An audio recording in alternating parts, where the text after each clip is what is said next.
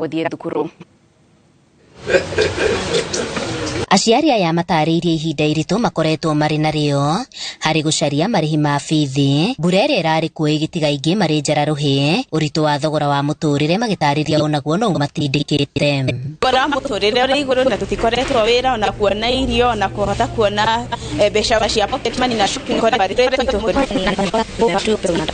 nimepata kidogo kununua nayo chakula. Wazazi wameathiriwa sana.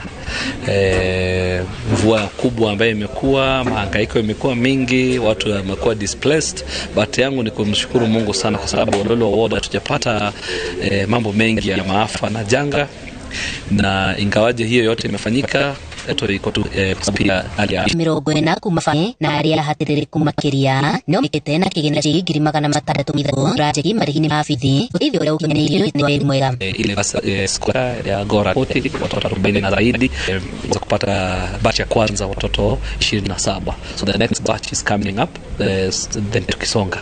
Kando na hiyo tumeweza kupeana pia checks around 12.